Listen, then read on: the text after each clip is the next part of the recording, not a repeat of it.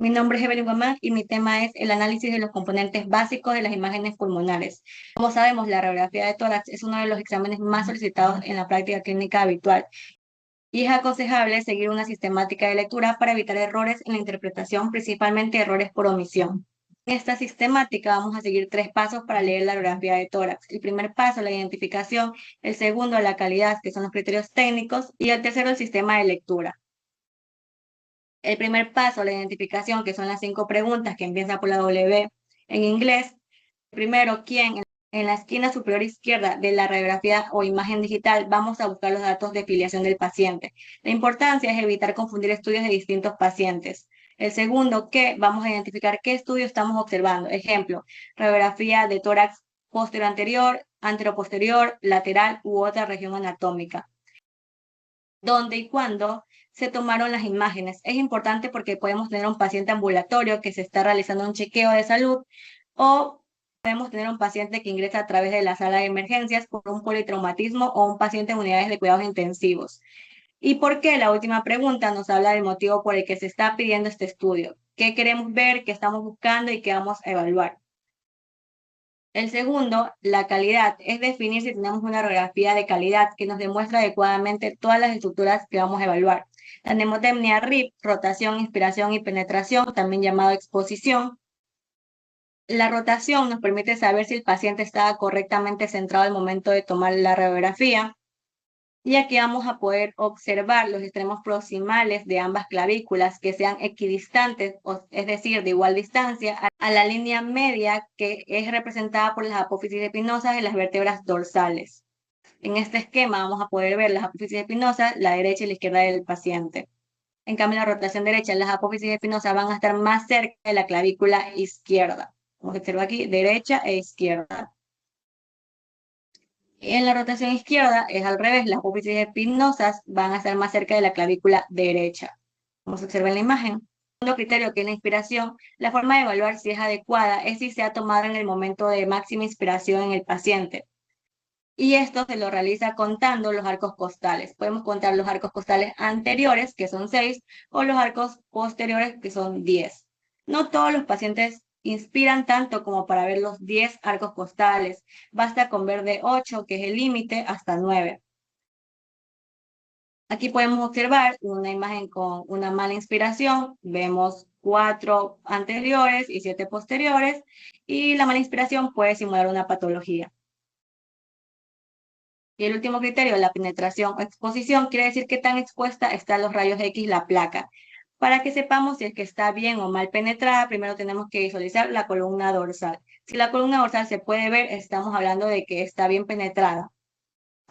En cambio, en una placa sobreexpuesta o muy penetrada, es una imagen más oscura, el pulmón se ve más negro, esto nos puede simular un falso neumotórax o un falso enfisema, y podemos poner detalles de la trama pulmonar. En cambio, en una placa subexpuesta aparece demasiado blanda. En esta placa la trama vascular se va a ver totalmente prominente y puede simular una falsa congestión vascular o una falsa insuficiencia cardíaca. Y en el tercer paso, que es el sistema de lectura, la mnemotecnia son 5 palabras en inglés, utilizando las 5 primeras letras del abecedario, y comenzamos con las vías aéreas. Comenzamos la exploración de la radiografía en el sector superior y central, y vamos a ver una columna radiotransparente que representa la tráquea, y vamos a ver cómo se bifurcan para dar los bronquios principales. A este nivel tenemos la carina, que el ángulo que forma la carina no debe ser superior a 100 grados. Recordemos que el bronquio principal derecho tiene una disposición más longitudinal que el izquierdo, que es más horizontal. En cuanto a los pulmones y pleura, la pleura no tiene una traducción radiológica, pero para revisarla vamos a seguir el trayecto de a lo que debería ser la pleura. A través de las paredes laterales del tórax vamos a revisar el seno costofrénico, que tiene que mostrar un ángulo agudo. Vamos a seguir la cúpula del diafragma y el seno cardiofrénico y la silueta cardiovascular, y del otro lado es lo mismo. Aquí vamos a poder observar los lóbulos del pulmón: lóbulo superior derecho, lóbulo medio, lóbulo inferior derecho, y en el izquierdo, lóbulo superior izquierdo y lóbulo inferior izquierdo. Referente a la silueta cardíaca, la evaluación de la silueta cardíaca del lado derecho, vamos a ver 2 arcos: el arco superior, que representa la vena cava superior, y el arco inferior, que representa la aurícula derecha. En cambio, en el lado izquierdo, el arco cardíaco superior corresponde al callado de la aorta, el arco cardíaco medio representa la arteria pulmonar, y el arco cardíaco inferior del lado izquierdo representa el ventrículo izquierdo. También vamos a poder evaluar el tamaño del corazón con el índice cardiotorácico. Se debe trazar una línea vertical que pase sobre los apófisis espinosas. Partiendo de estas líneas medias se trazan dos líneas horizontales que terminarán en el borde derecho de la silueta cardíaca, que es el A, y el borde izquierdo de la silueta cardíaca, que es el B. Y por último se traza una línea en la base del tórax, de extremo a extremo. El A y el B se suman y se dividen para la C, y la relación en un adulto normal no debe superar a 0.5. En las alteraciones óseas vamos a evaluar las estructuras óseas que podemos ver en la radiografía de tórax, principalmente la columna vertebral dorsal. Vamos a evaluar la morfología de los cuerpos vertebrales, que tienen que ser rectangulares. Vamos a buscar las apófisis espinosas en la línea media, y es importante también evaluar la base de los pedículos que se ve en ambos lados del cuerpo vertebral, como unas imágenes circulares.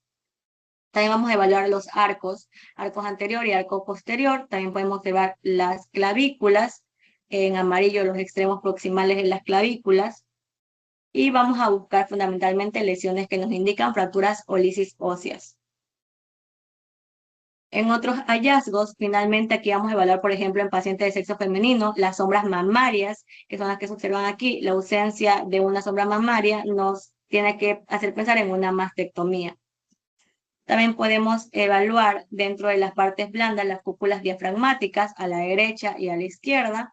Y en esta imagen podemos ver la burbuja gástrica por debajo del hemidiafragma izquierdo, que representa el aire en el techo del estómago. La anatomía radiológica del tórax, vamos a evaluar la silueta cardíaca y mediastino. Tenemos que tener en cuenta primero que el mediastino es una cavidad que se va a encontrar entre ambos campos pulmonares y va a estar por detrás del esternón y por delante de la columna vertebral. Entonces, lo principal es reconocer el corazón y sus vasos, tanto los vasos que salen del corazón como los vasos que ingresan. En esta radiografía posterior anterior, en color negro, está señalado la tráquea y de color azul está la silueta cardíaca. El corazón y los vasos sanguíneos tienen la misma densidad, agua líquido. Debido a que tienen la misma densidad, no se va a poder diferenciar con precisión qué vasos vamos a ver.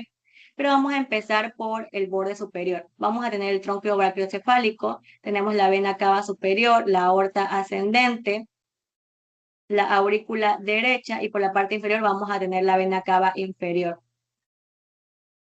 Del lado izquierdo tenemos al ventrículo izquierdo, la aurícula izquierda, al tronco de la arteria pulmonar, al callado de la aorta y la arteria subclavia izquierda. El ilio, como sabemos, son las estructuras que van a estar formados tanto por arteria, vena, ganglios, y aquí lo único que vamos a poder apreciar van a ser los vasos sanguíneos. No se va a poder apreciar los bronquios como tal, debido a que el pulmón es una densidad aire y los bronquios también, mucho menos los alvéolos. Lo único que se va a poder ver es la trama vascular, que va a estar conformado por los mismos vasos sanguíneos, la arteria pulmonar derecha, la arteria pulmonar izquierda, la arteria intralobar derecha y la arteria intralobar izquierda. El diafragma y los ángulos costofrénicos. En cuanto al diafragma, se van a encontrar en la parte inferior de la placa torácica. Tenemos al hemidiafragma derecho y al hemidiafragma izquierdo. Normalmente el izquierdo va a ser unos centímetros más abajo que el derecho, debido a que el mismo corazón va a ejercer una presión, entonces va a ser ligeramente un poquito más abajo. El hemidiafragma derecho va a estar cubriendo el hígado y el hemidiafragma izquierdo va a estar cubriendo al estómago. Los ángulos costofrénicos, que es el que observamos aquí, tenemos que tener en cuenta que deben estar totalmente libres, no pueden estar opacados. Podemos pensar en alguna patología, como por ejemplo el derrame pleural. Parénquima pulmonar, anatómicamente vamos a encontrar 18 segmentos pulmonares agrupados en 5 lóbulos. Del lado derecho tenemos 3 lóbulos, el superior, el medio y el inferior, que tienen sus segmentos: el superior, el apical, anterior y posterior, el medio, lateral y medial, el inferior, superior, medial basal, anterior basal, lateral basal y posterior basal. En cambio, del lado izquierdo tenemos 2 lóbulos, el superior y el inferior, con su segmento ápico posterior, anterior, lingular superior y lingular inferior. Y en el inferior, superior, anteromedial, lateral basal y posterior basal. Los tejidos blandos, podemos ver la piel, el tejido celular, subcutáneo, muscular y mamas. Aquí se puede observar una densidad radiológica al nivel del ángulo costofrénico, una imagen radiopaca. De borde bien delimitado son los bordes de una mama, sin embargo, en el lado contralateral no se evidencia y podemos decir que esta paciente tuvo una mastectomía. También vamos a poder ver unas imágenes radiopacas justo en el tercio medio del parénquima, que son aquí estas bolitas, y son los pezones, aquí se ven más cerca. Y en esta radiografía podemos observar una densidad radiológica radiopaca y son los implantes mamarios. Los signos básicos son las alteraciones elementales que observamos en una radiografía de tórax, principalmente corresponde a cambios en la densidad pulmonar. La radiolucidez, las zonas radiolúcidas se observan más oscuras en la radiografía porque contienen aire. Ejemplos en un pulmón normal, en un neumotórax o en un enfisema pulmonar. A mayor cantidad de aire, más negra se verá la imagen. Las radiopacidades son zonas más blancas que indican aumento de densidad. Puede deberse a líquido, a pus, a sangre, a tumores o a colapso pulmonar. Por ejemplo, en una neumonía, en un derrame pleural o una telectasia. Los signos generales reflejan los cambios producidos por las enfermedades sobre el pulmón y el tórax. El aumento de la densidad pulmonar, el pulmón se observa más blanco por ocupación alveolar o presencia de líquido. Causas: neumonía, edema pulmonar, atelectasia o derrame pleural.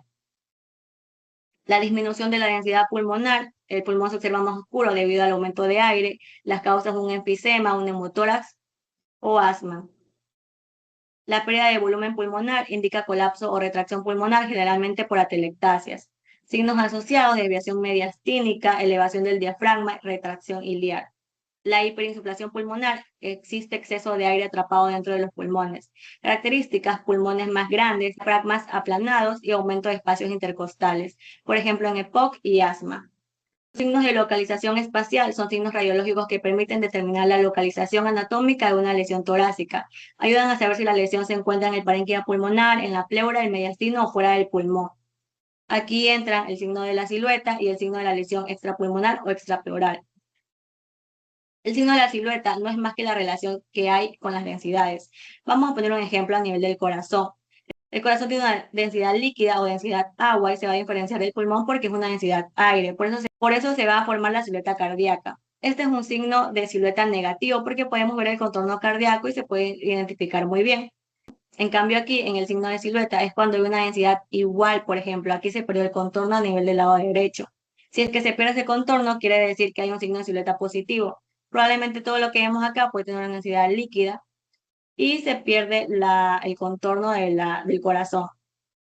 El signo de lesión extrapulmonar o extrapleural indica que la lesión no se origina en el pulmón, sino en el espacio extrapleural, que está entre la pleura parietal y la pared torácica.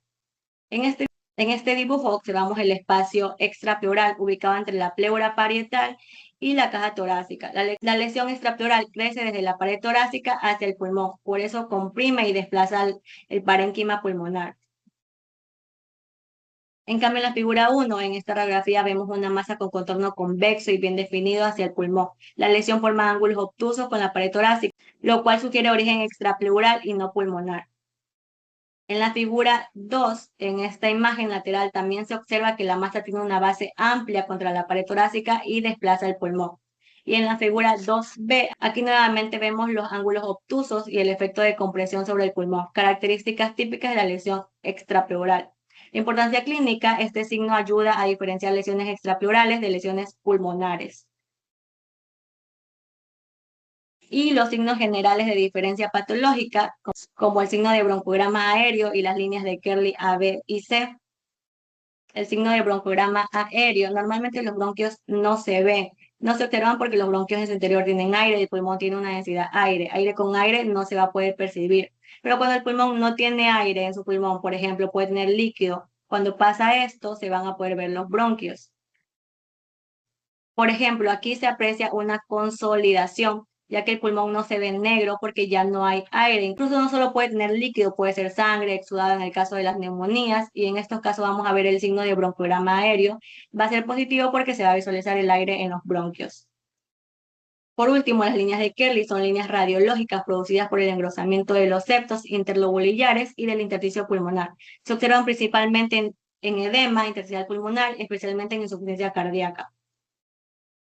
Las líneas A de Kerley son líneas largas, oblicuas, que van desde el ilio hacia la periferia pulmonar y representan engrosamiento de los septos. Características: son largas, de 1 a 2 centímetros, oblicuas, desde el ilio hacia la periferia y son menos frecuentes. Y las líneas B de Kerley son las más importantes y frecuentes. Se observan como líneas cortas y horizontales en las bases pulmonares perpendiculares a la pleura. Las características son cortas, horizontales, basales, perpendiculares a la pleura. Son muy características de edema intersticial pulmonar por insuficiencia cardíaca. Y las líneas C de Kerley producen un patrón reticular difuso, como una red fina en ambos pulmones. Representa un engrosamiento difuso del intersticio y las características es un patrón reticular difuso y menos frecuente.